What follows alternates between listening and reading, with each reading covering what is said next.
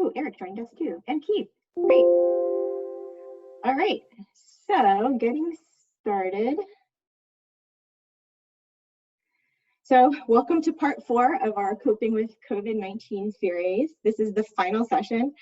Those of you who were able to join us for parts 1, 2, and 3 may recall we had a crash course on the human stress response, the 5 pillars of health, and then we delved a bit into spirit, joy, mindfulness, relationships, the environment, sleep, and nutrition. And today I'm going to start with a brief recap again. We're going to revisit a couple of the nutrition topics and then move into movement. And finally, we're going to wrap things up by introducing a framework that you might find useful in pulling one or more of these tools we've discussed into an action plan for your journey going forward. So just our little recap here.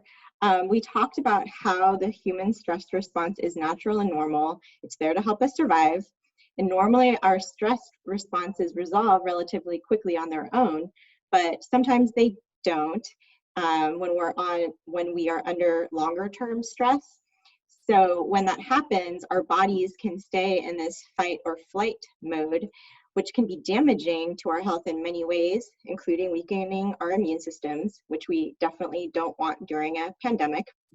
And to mitigate this chronic stress that we might be experiencing as a result of COVID-19, we can leverage certain tools within the 5 pillars of health in order to help optimize our health, including our immune systems.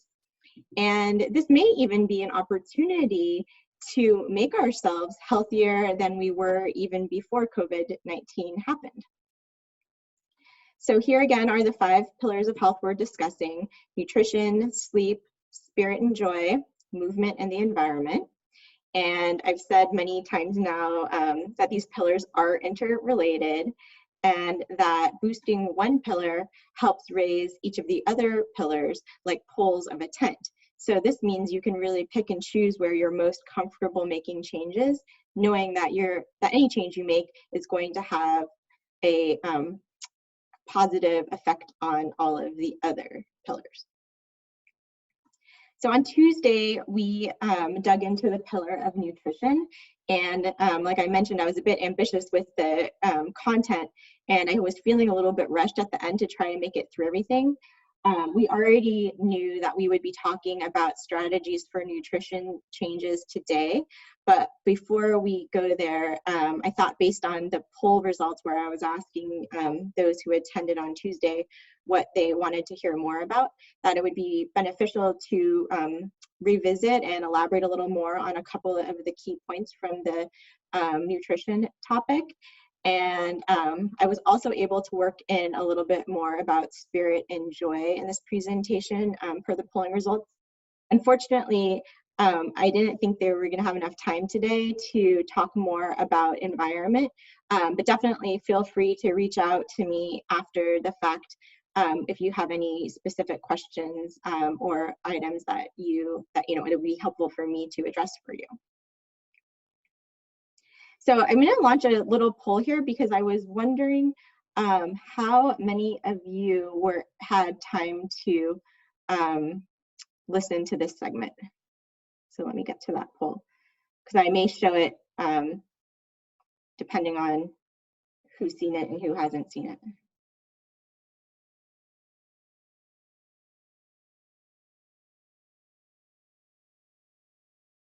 Okay, it looks like the majority of people haven't seen it, so apologies for the 3 people who did, but I'm just going to play it. It's pretty short, and I think that it's pretty valuable. So here we go. Ultra-processed foods dominate the American diet. Chips, soda, and packaged snack bars, but also breakfast cereals, energy bars, and ready-to-eat meals. The rise of these highly processed foods has coincided with growing rates of obesity. That's led many to suspect these foods have played a big role in our growing waistlines. But is it something about the highly processed nature of these foods that drives people to overeat? A new study suggests the answer is yes. NPR's Maria Godoy reports. The study comes from researchers at the National Institutes of Health. They recruited 20 healthy adult men and women to live at NIH for a whole month. We actually have to house people and measure every morsel of food that they eat because we can't rely on self-reports. That's NIH researcher Kevin Hall. He led the study. One group of people was randomly assigned to eat an ultra-processed diet. So think foods like packaged white bread, eggs made with liquid mix, and peaches canned in heavy syrup. The other group ate unprocessed foods. After 2 weeks on one diet, the group switched to the opposite diet. Both groups were allowed to eat as much or as little as they wanted. And meals in both diets contain the same number of calories, carbs, protein, and other nutrients. And this is, I think, critically important. A diet that's matched for a lot of the usual suspects that people think of when they think of ultra-processed food. Specifically, fat, salt, and sugar. And sugar is known to drive hunger. Our study didn't allow the diets to be different in that regard, and yet we still saw a big effect of the ultra-processed diet. How big an effect? People on the highly processed diet ate about 500 calories more per day, and they gained an average of 2 pounds over 2 weeks. People on the unprocessed diet, they ended up losing an average of 2 pounds over the same period. These are landmark findings that the processing of the foods makes a huge difference in how much a person eats. That's Dariush Mozaffarian. He's the dean of the Tufts Friedman School of Nutrition Science and Policy. He says while the study was small, it's significant because it was so highly controlled. Unlike prior observational studies that linked ultra-processed foods to weight gain, this study can show cause and effect.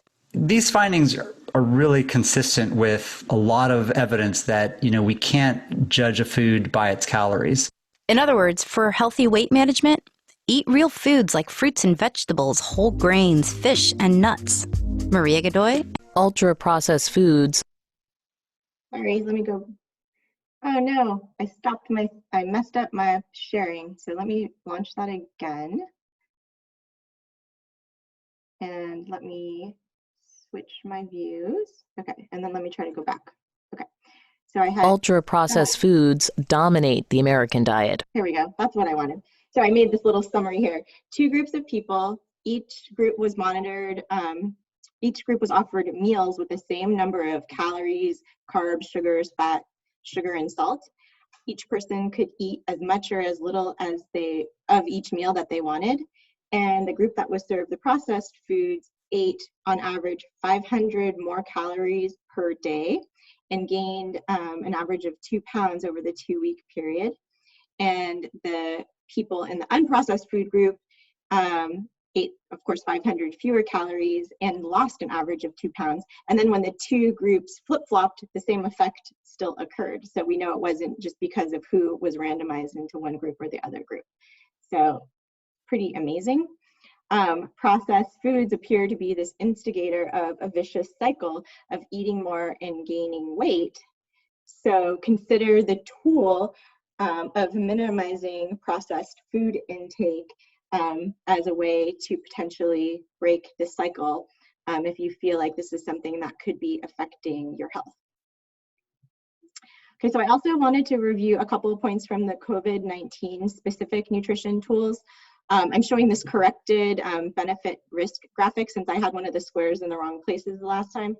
And especially since we don't have any human studies about supplements in COVID-19, since it's such a new specific virus, it's important that we consider things that are low risk and have high potential for benefit when we're making recommendations.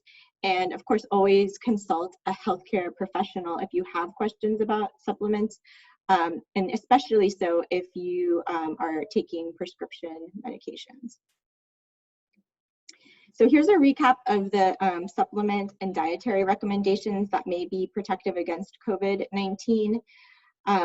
Consuming nutrients and beneficial compounds from the actual food that you're eating is more ideal than taking supplements, in my opinion, because that way you don't have to pay anything extra for the supplements. You're just getting it through the food that you would be eating anyways.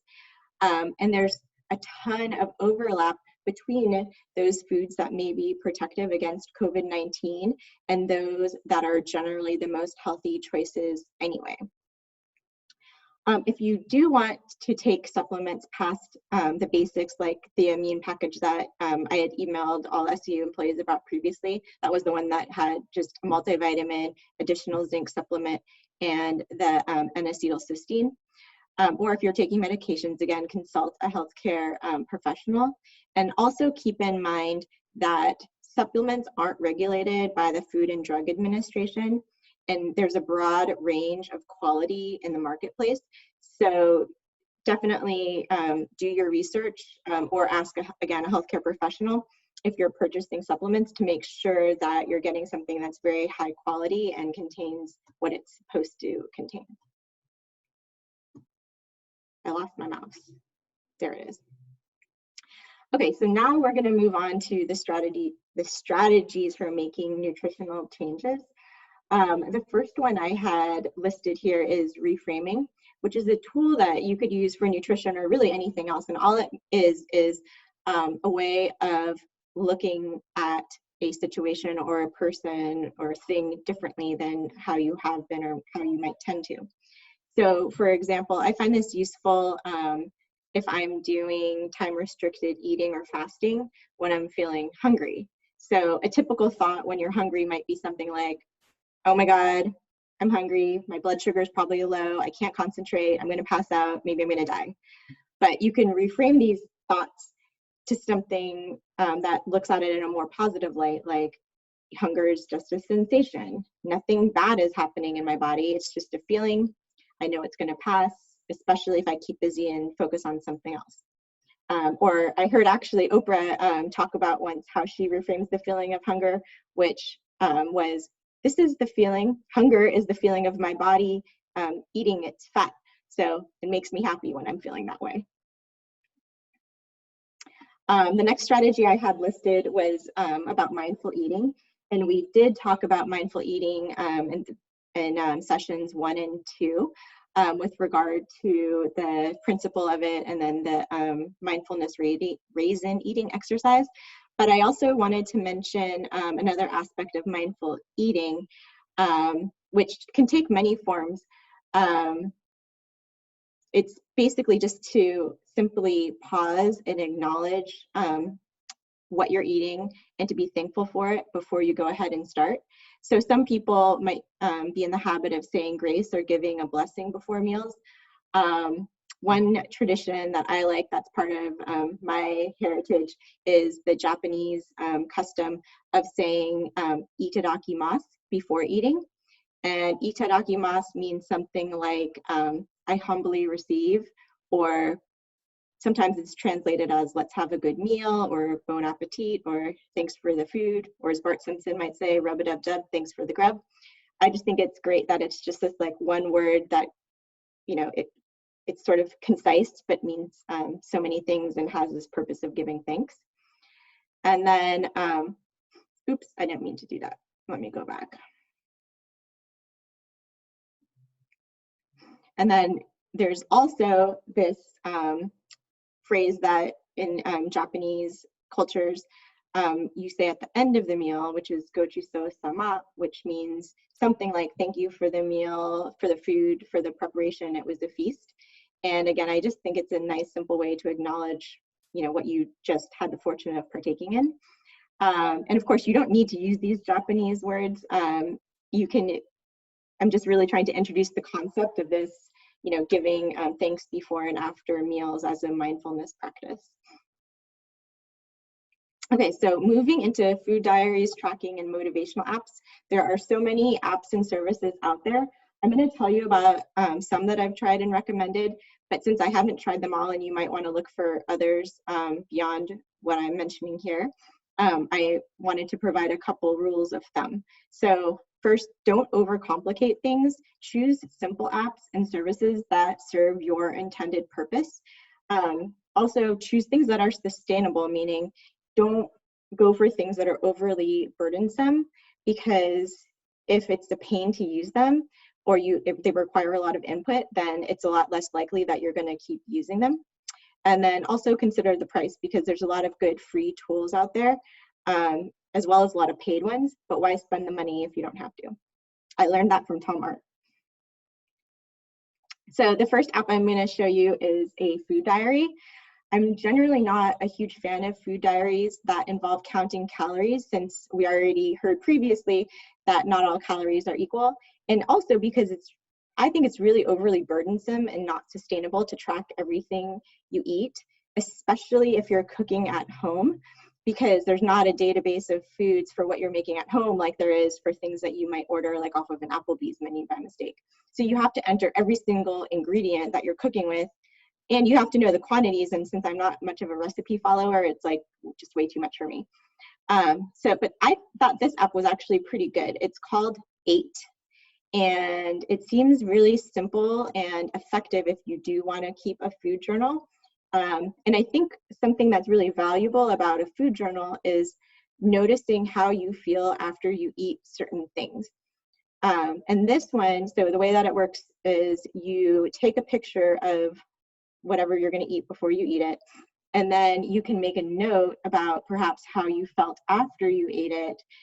And then you can also tag the reason why you ate something, which is another important aspect of mindful eating, noticing why you're doing it.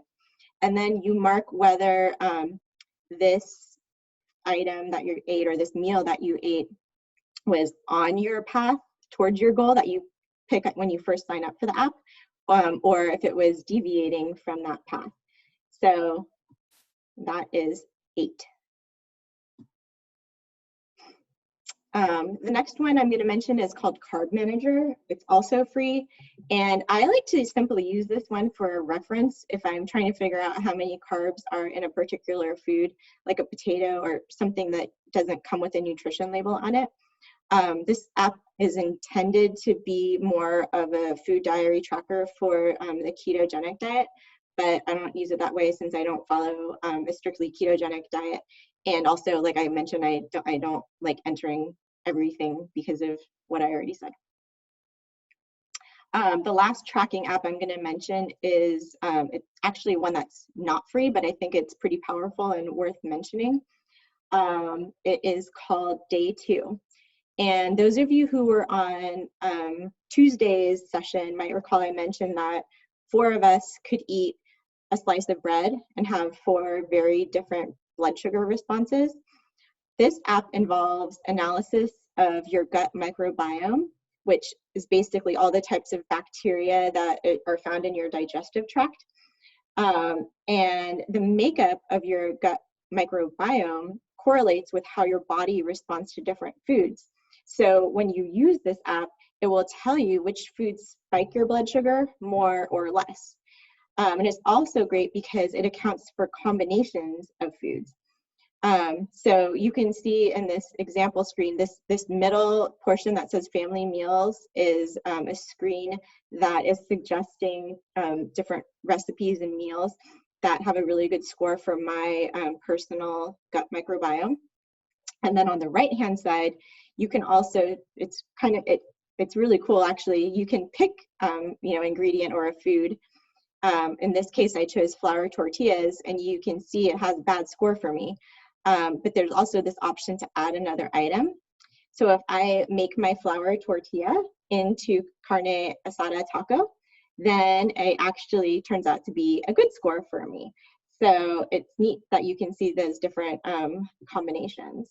So although, carne asada tacos, not the most beneficial from an inflammatory standpoint, at least I can know that they're not wreaking havoc on my blood sugar. So maybe they aren't as bad from an inflammatory standpoint as some other choices.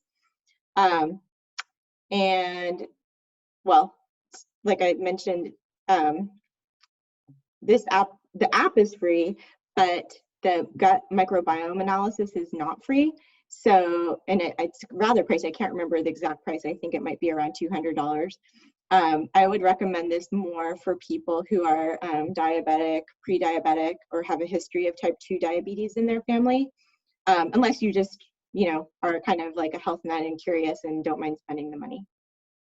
A couple of things to interject. So one is, go ahead. Should I go back one slide? Yeah, that's that one. Tom Art had just said that Carb Manager is great.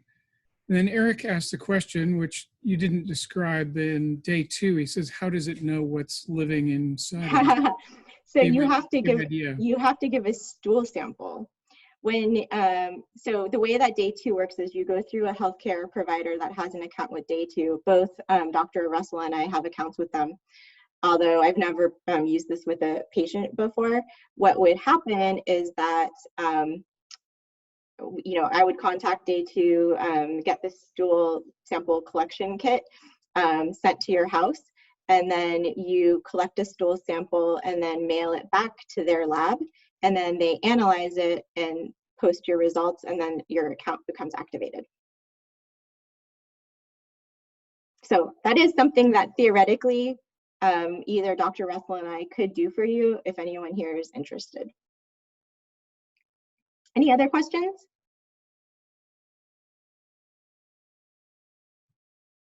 Oh, no, there were no other ones. Okay, and Eric, did that answer your question?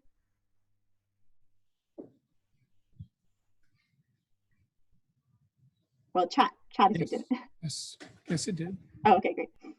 Okay, so then the final nutrition tool I wanted to touch on are the benefits of cooking at home.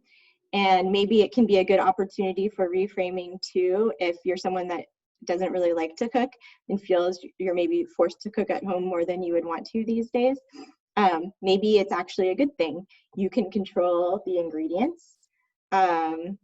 It's conducive to mindful eating since you're paying attention to exactly what's going into your food and you're creating your own portion sizes.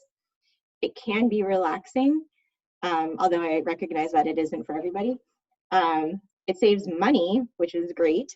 And studies have shown that people who cook at home eat a wider variety of foods than those who dine or take out. Cooking is an act of self-love, which can really foster joy and spirit. If you're cooking with others, it's a great way to connect. And it also promotes self-efficacy, which is that feeling that you're sufficient, strong, and independent.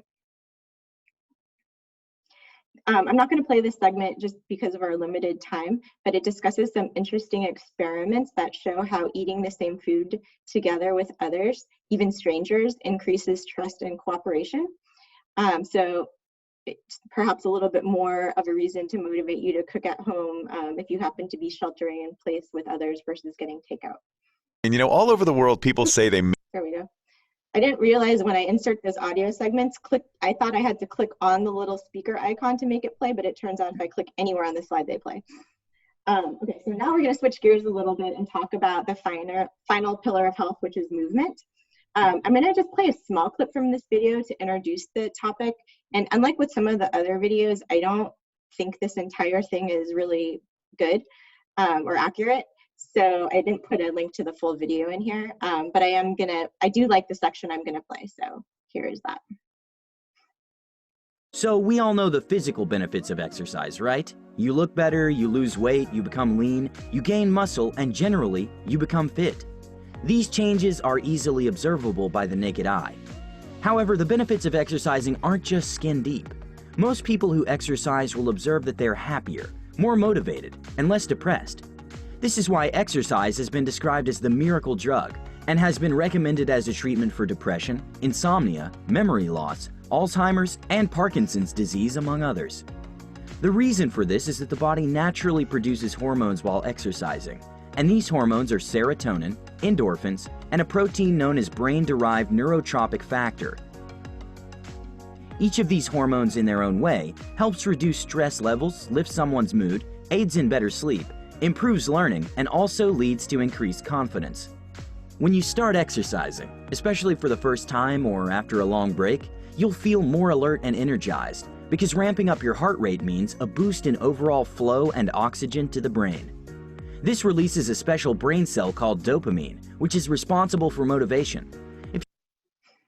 And just please note that dopamine is not a brain cell. It's a hormone and neurotransmitter. So that's kind of like along the lines of some of the reasons why I don't love that video, but not a bad introduction. So anyways, when we think about different types of movement, it might be helpful to consider various categories. So the 4 I have listed here aren't exhaustive, but meaning there's other types or categories of movement, but for our purposes, I think these are a good foundation to introduce. So simply and quickly stated, aerobic activity those are activities that speed up the heart and respiration rates. Strength activities build muscle mass and stimulate bone growth. Flexibility lengthens muscles, tendons, ligaments, and fascia. And balance movements can help you feel stronger and more steady on your feet.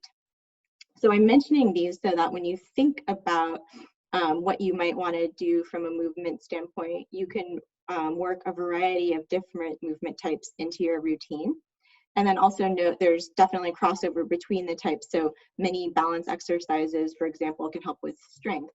And some strength exercise routines can have balance or have flexibility and aerobic components as well.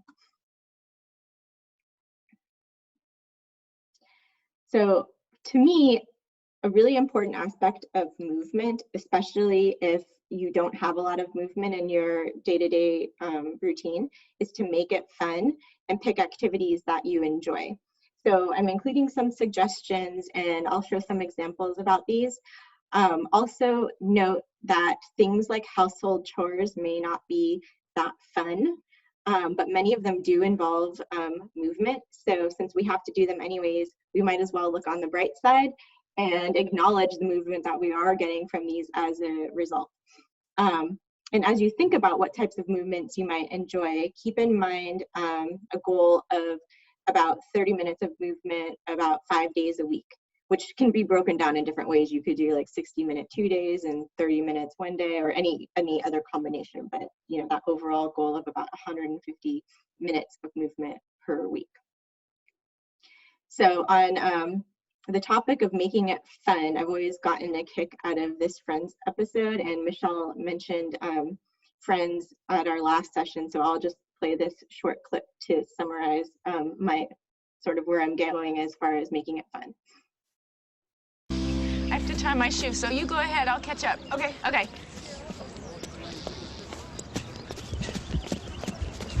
Come on, that's not running, let's go!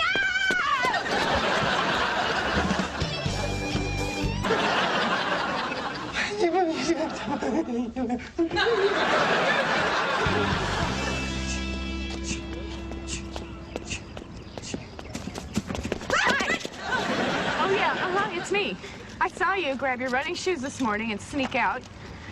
You lied so you could run by yourself. No, Phoebe, no, you know what? I was actually just checking to see if I could run, and I can. Please, Rachel, I am not an idiot. No, wait, Phoebe.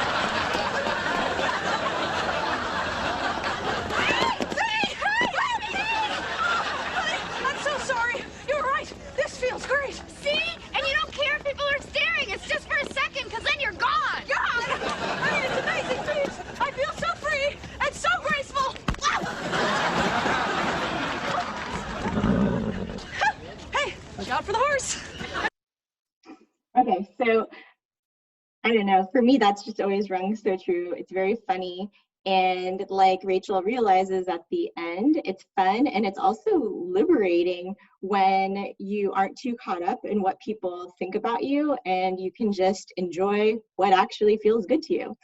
And I think that's actually a really important concept for a lot of movement, because feelings of self-consciousness often prevent people from starting a movement or activity routine.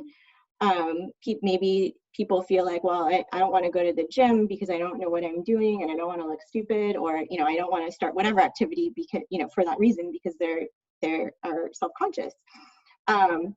One thing that I like in yoga is that a lot of the instructors often remind students really not to worry about what's going on around them. And that's a good thing to keep in mind, regardless of what your activity is. And right now, since we have to pretty much be practicing all of these things at home, there's a lot of safety there to experiment. So this video is about the health benefits of laughter, because I think that goes hand in hand with this. I'm not going to play it for the sake of time, but do feel free to watch it on your own. And it has great footage of great laughs and smiles from a lot of well-known celebrities. I am going to introduce you guys to a movement practice that's near and dear to my heart, and also pretty silly. It's another Japanese cultural thing that I learned in my childhood. And when I was growing up, each summer from kindergarten through 8th grade, I attended this Japanese cultural school. Here are some photos from the sports day that we had, once throughout the course. I'm this when, I don't know if you guys can see my mouse, but yeah, I'm one of the people in the photos. I think I was maybe in like 1st grade here. So every morning before we started class at the Japanese school, all the kids lined up and we did this thing called radio taisho, which was a practice started in Japan in 1928, and it's still broadcast on radio and TV in Japan today. So it's a really short warm-up routine, historically used to start off the day, and it has this like amazing characteristic piano accompaniment and this man who's counting in Japanese. So some workplaces in Japan still do this with all their employees. So since we've now been sitting for 35 minutes at least during this, let's all stand up, as silly as it feels, and I'll have my camera on when I'm doing this. We'll all stand up together and do this radio taisho routine. And here we go. Let me get situated first.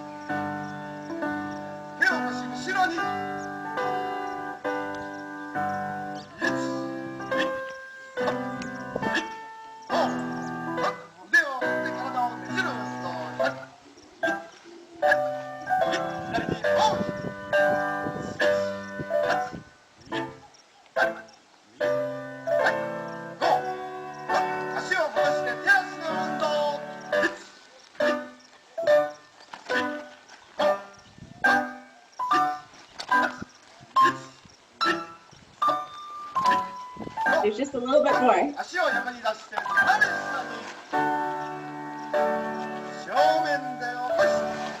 what I say. Way back.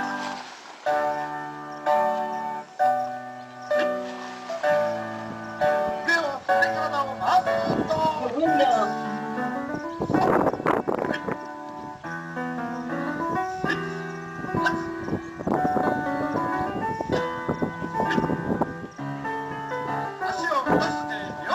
Jumping.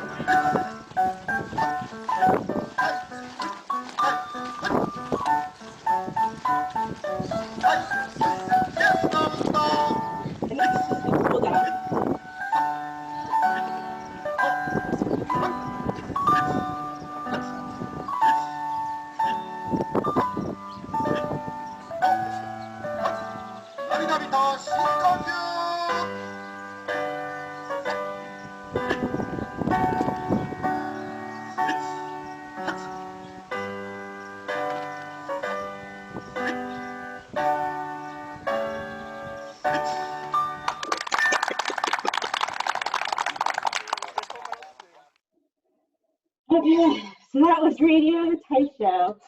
So something that you can consider, I know I had also introduced that like 1-minute yoga that was a good break from work, but maybe this resonates more with you and might be something that you want to utilize either as a start to your day or when you need a break from sitting at your home office desk. Oops, I'm gonna go back. Nope, how's it? Okay, so another funny and active thing that you might consider are these Just Dance Now videos, or really any other kind of dancing video. You don't have to, Just Dance is a video game, so you can definitely pay for that video game, but I just use it for free at home with my kids because I don't really want to know how well I'm doing the dance moves personally, and it's just fun to you know, do a little dance. So here's what those look like. Just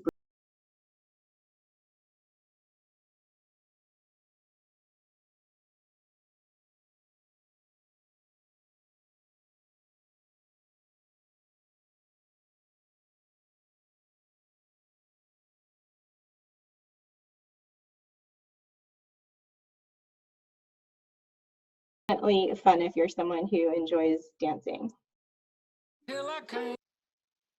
So this video I just put in for fun to look at if you want to on your own. It's a humorous look back over decades of workout trends in the last century. And then sometimes I think home strengthening activities can be a little bit more challenging to come up with on your own, especially if you haven't had a strength routine in your past. But Coach John Hoffman has compiled 20 home strength workouts that you don't need any equipment to do. They're all body weight, and he's making them available at no cost for SU employees. So they're through the Train Heroic app, which is something you can download from the iTunes or Android Play Store. And then you create a new account, and then there's an access code that you can enter. So that's something that I will be sending out to those who are interested. And then, as many of you already know, I am a huge fan of yoga. It's great for strength, balance, and flexibility. And I really like how much it incorporates mindfulness. And there's also a ton of research about its many benefits. I think the thing that I like most, though, is just simply how good I feel after practicing. So I'm including 3 links in case you're looking for places to start. This one is for beginners. Hey, everyone. This one is more intermediate to advanced. And then this one is all focused on balance.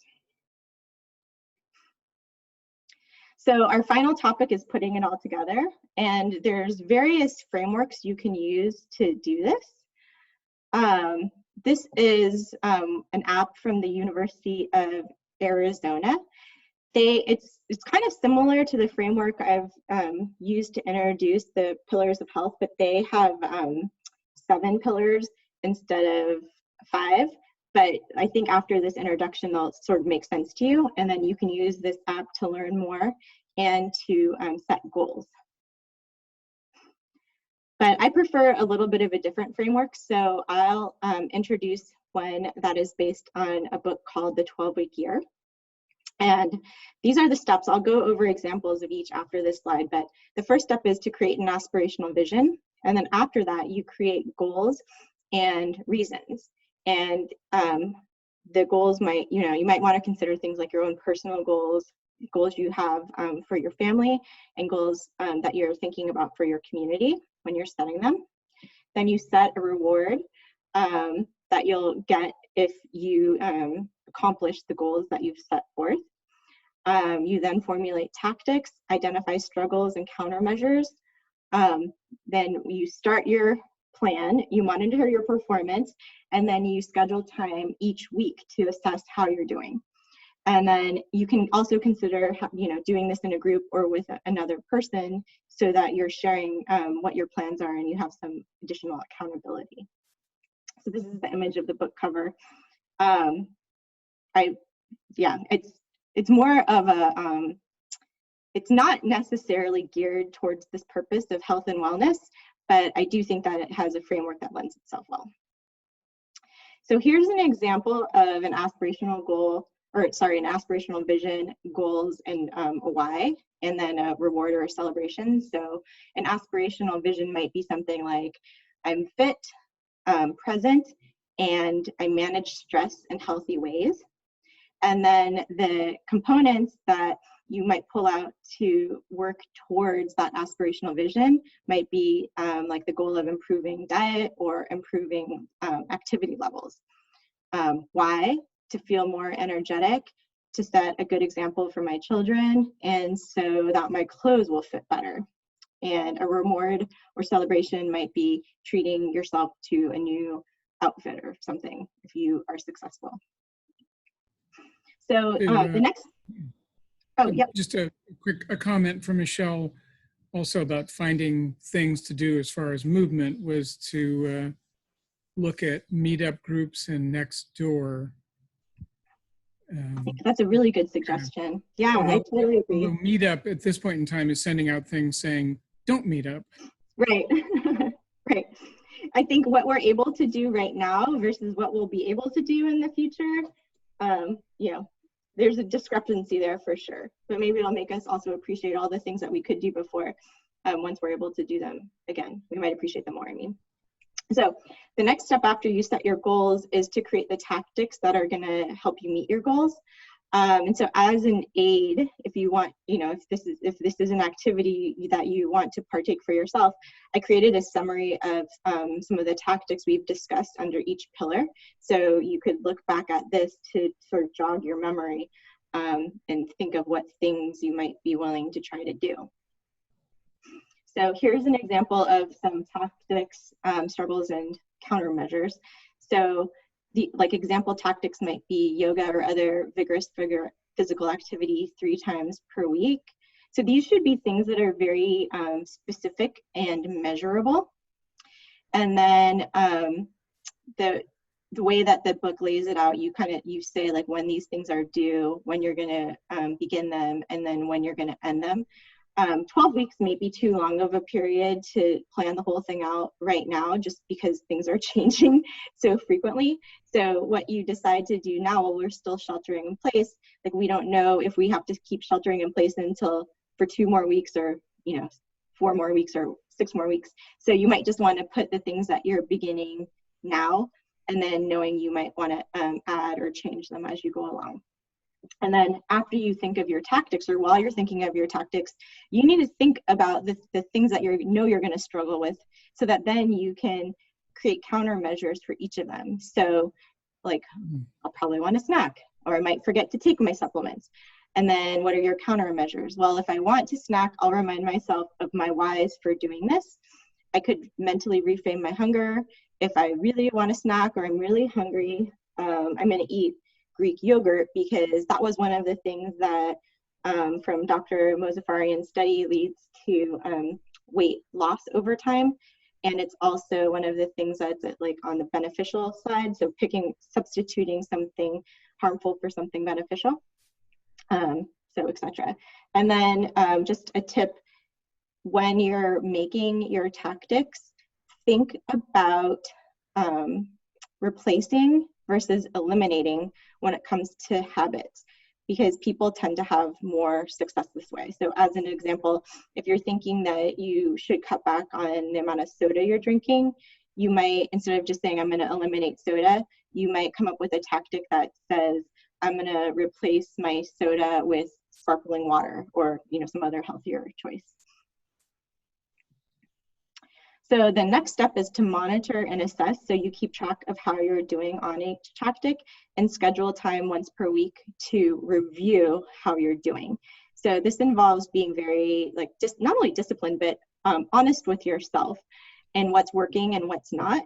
And it's also important to be kind to yourself and practice self-love, and not beat yourself up, because no one's perfect. No one's going to stick to anything perfectly. And it's more important to just try to think about why and see, how, if there's another way to address things, but not being unkind to yourself. And then you can set new goals or create new tactics every 12 weeks. But as I mentioned, in this time might make sense to have a shorter window. So one question I have is, would it be helpful to have a follow-up workshop where we actually do this kind of goal setting activity, so that anyone who attended that would come out of it with their own aspirational vision, goals, why, and initial tactics. So I will launch a poll, another poll, so you guys can tell me how you feel about that.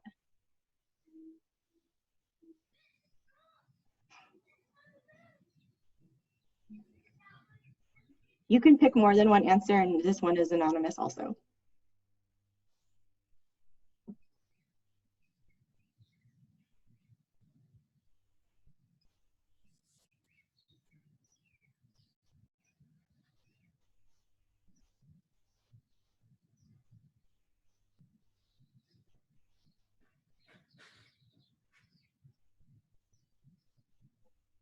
Okay, it looks like there is some interest in doing an additional session like that. So I will set that up.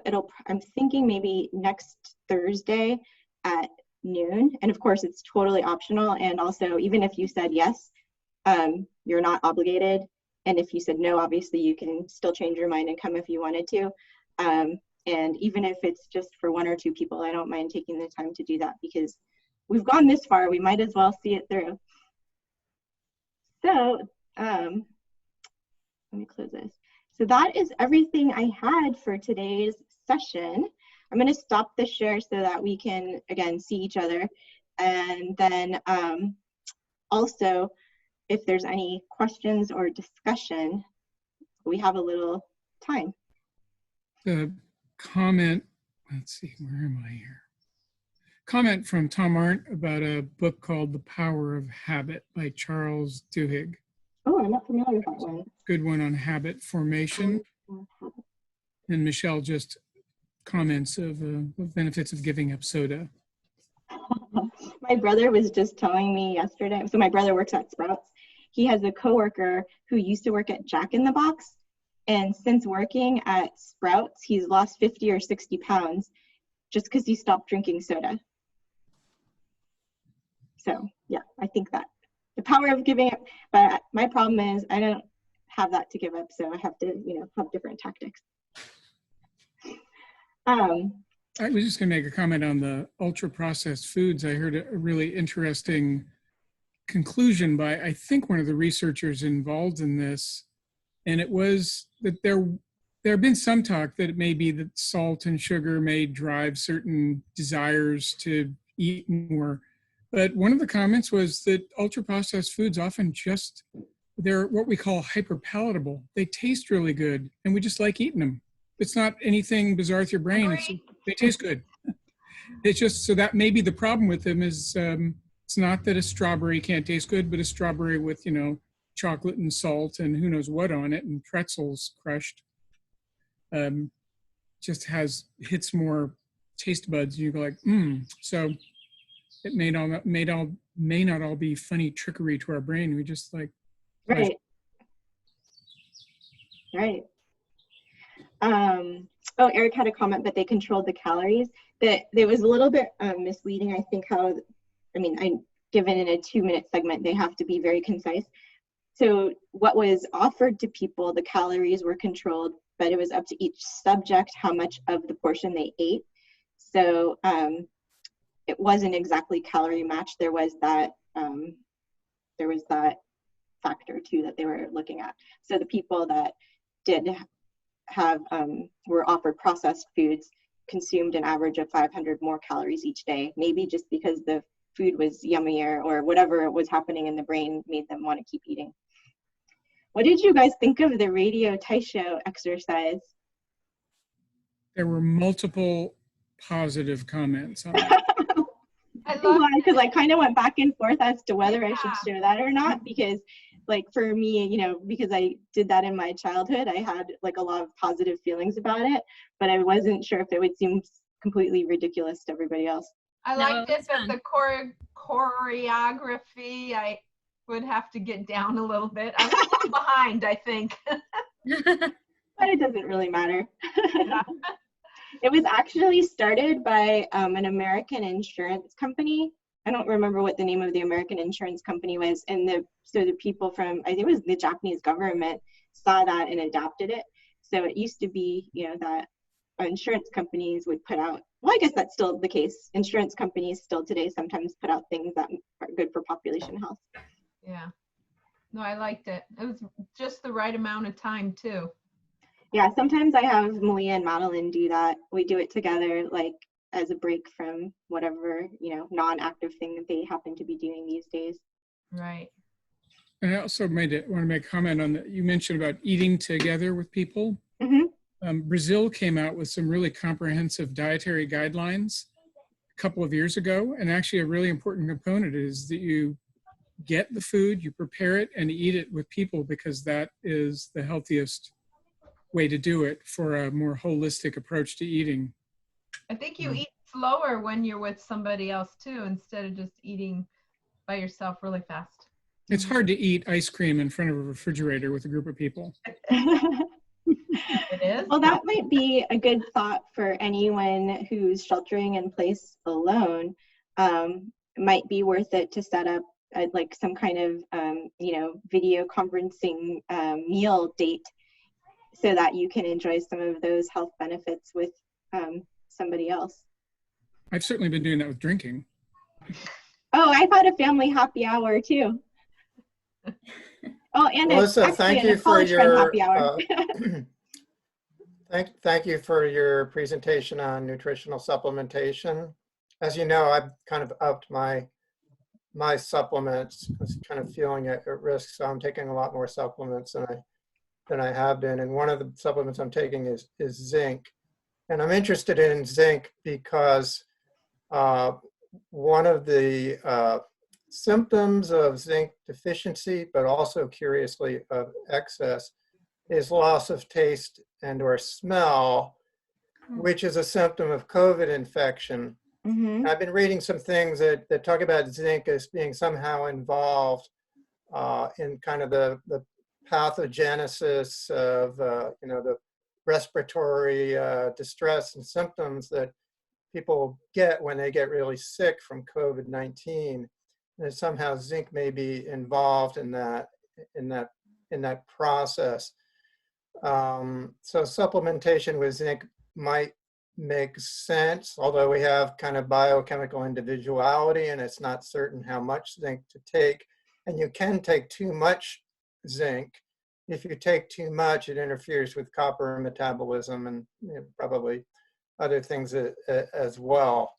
So I've been taking 15 milligrams, but I've seen 30 recommended, and even more, 30 and maybe up to 50 or 60 milligrams. But I've been taking 15 and only every other day, but I have no idea if that's the right amount or not.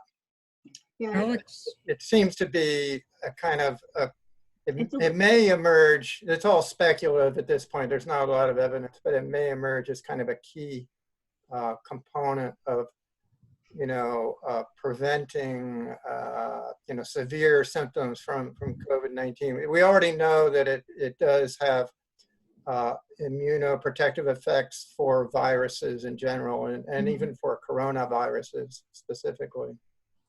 Alex Vasquez. I think you're totally right. I think you're right on all counts there, and there is a lot that we can't say for certain. Zinc is one of the things that, as a health system leadership team, we had recommended. I can't remember the exact dosage that we ended up recommending just generally, but there was some in the one multivitamin and then an additional supplement. But you're right. There is evidence that it's protective against viruses. It may block the virus from getting into your system, and also maybe block some viral replication. But it is tough because we don't know exactly. Rob, what were you going to say? So Alex Vasquez, who's a chiropractor, naturopathic physician, and an osteopathic physician, because he couldn't stop going to school, has written pretty extensively on antiviral nutrition, and some of his more recent publications were about 2 years ago. So he wasn't just doing it for COVID. commented recently that about 30% of Americans are zinc deficient. So he felt that it was a really important consideration and possibly, as you said, Jim, maybe a reason why some people seem to have such severe symptoms. Those may be some of the people who are zinc deficient. He didn't know. I mean, he's just saying there's enough people who are deficient that it could be a problem. The other supplement that I feel like is a little, there's uncertainty around is that we know vitamin D is essential for a healthy immune system, but that one there's biochemical reasons why people caution against, you want just the right amount, because if you take too much, it can make you more prone to having that bad response and respiratory distress if you do contract COVID-19.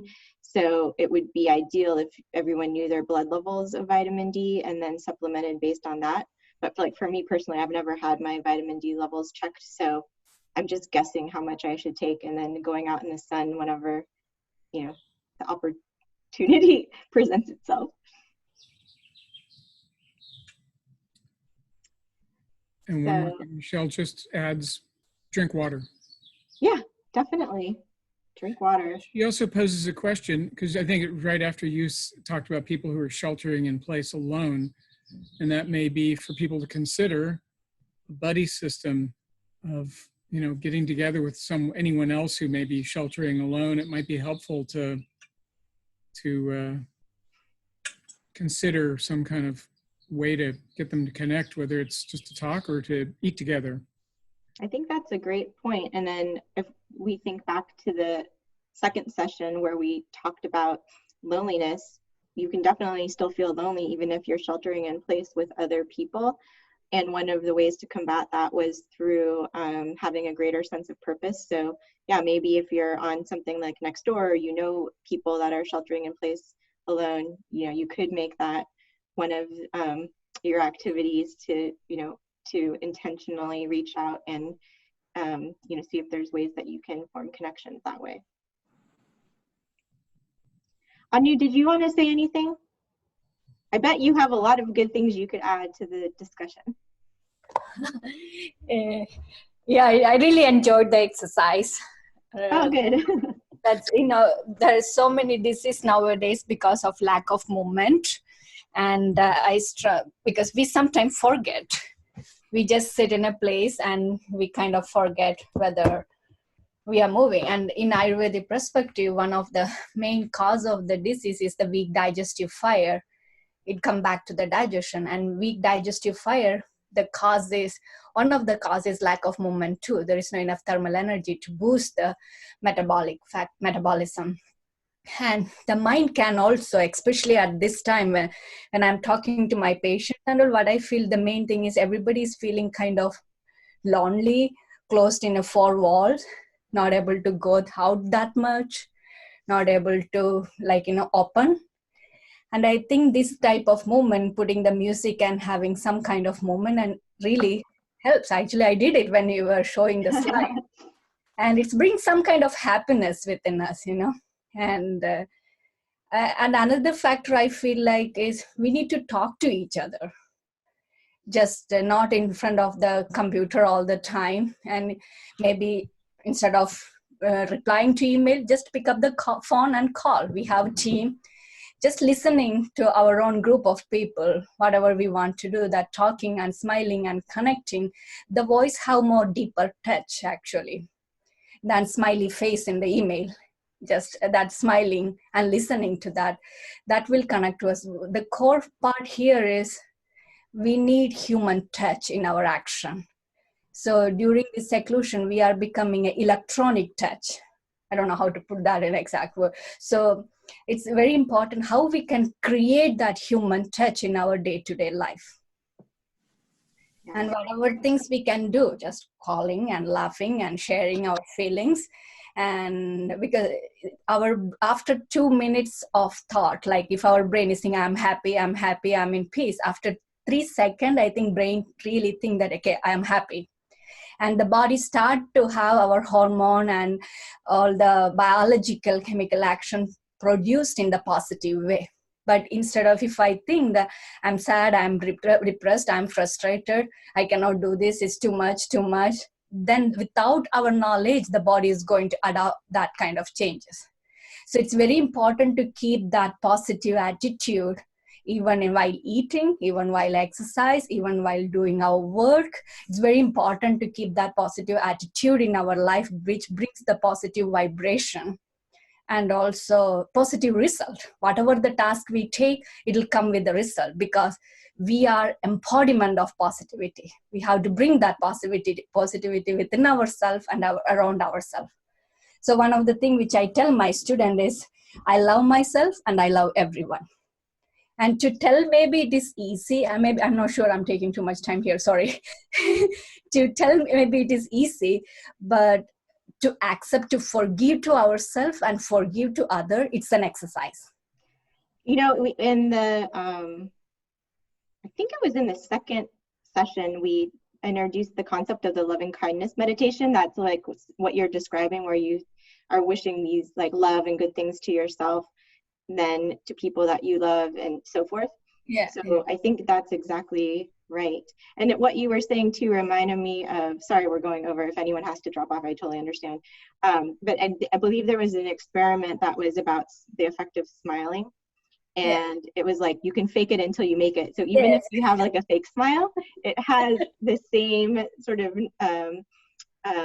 neurotransmitters and hormones are released, even if you're, Tom, I saw a small smile creep onto your face there, as if you're, you know, smiling on purpose or like could you do that one more time? Yeah, there is a laughing yoga that comes actually. Oh yeah, I love that too. And Keith was one of the people that mentioned this on the very first session about how he's found it just helpful to like be in contact with friends and like laugh at things and, you know, send funny stuff, because it is a good medicine. There are a couple of guided mindfulness meditations through the Inside LA that the VA Calm program uses. And instead of affirming I am happy, they're actually intentions that may I be happy. And so some people find that to wish that upon themselves is more genuine and more real than saying I am when they aren't. There's also some VA Calm programs for self-touch and self-compassion guided.